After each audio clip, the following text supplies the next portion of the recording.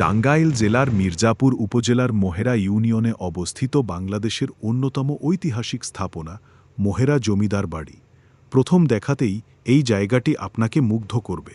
বিশাল প্রাসাদ, দৃষ্টিনন্দন কারুকাজ, সবুজ বাগান আর বড় বড় পুকুর, সব মিলিয়ে মনে হবে যেন আপনি কয়েকশো বছর আগের কোনো রাজপ্রাসাদের সামনে দাঁড়িয়ে আছেন। ঐতিহাসিক তথ্য অনুযায়ী মোহেরা জমিদার বাড়ির সঙ্গে সাহা পরিবারের ইতিহাস জড়িয়ে আছে। কালীচরণ সাহা ও আনন্দ সাহা এই পরিবারের অন্যতম পরিচিত ব্যক্তি ছিলেন। ব্রিটিশ আমলে তাদের জমিদারি প্রতিষ্ঠিত হওয়ার পর ধীরে ধীরে এখানে গড়ে ওঠে বিশাল এই প্রাসাদ কমপ্লেক্স। মোহেরা জমিদার বাড়িতে রয়েছে বেশ কয়েকটি দৃষ্টিনন্দন স্থাপনা। এর মধ্যে উল্লেখযোগ্য হল চৌধুরী লজ, আনন্দ লজ, মহারাজ লজ এবং কালীচরণ লজ।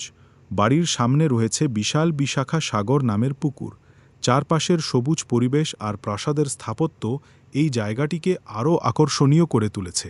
তবে মোহেরা জমিদার বাড়ির ইতিহাস শুধু সৌন্দর্যের নয়। ১৯৭১ সালের মুক্তিযুদ্ধের সময় এই বাড়ি একটি ভয়াবহ ঘটনার সাক্ষী হয়। ১৪ মে পাকিস্তানি বাহিনী ও তাদের সহযোগীদের হামলায় জমিদার পরিবারের সদস্যসহ কয়েকজন নিরীহ মানুষ নিহত হন। এরপর জমিদার পরিবারের সদস্যরা এলাকা ছেড়ে চলে যান। স্বাধীনতার পর এই ঐতিহাসিক স্থাপনাটি নতুন অধ্যায়ে প্রবেশ করে। ১৯৭২ সালে এখানে পুলিশ ট্রেনিং স্কুল প্রতিষ্ঠার উদ্যোগ নেওয়া হয় এবং পরবর্তীতে ১৯৯০ সালে এটি পুলিশ ট্রেনিং সেন্টারে উন্নীত হয়।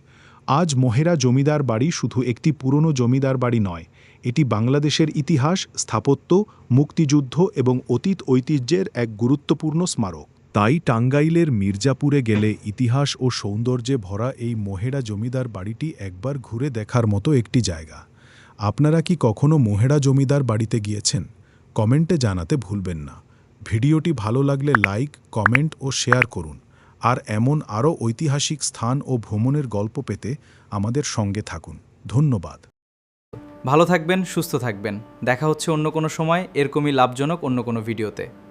আল্লাহ হাফেজ।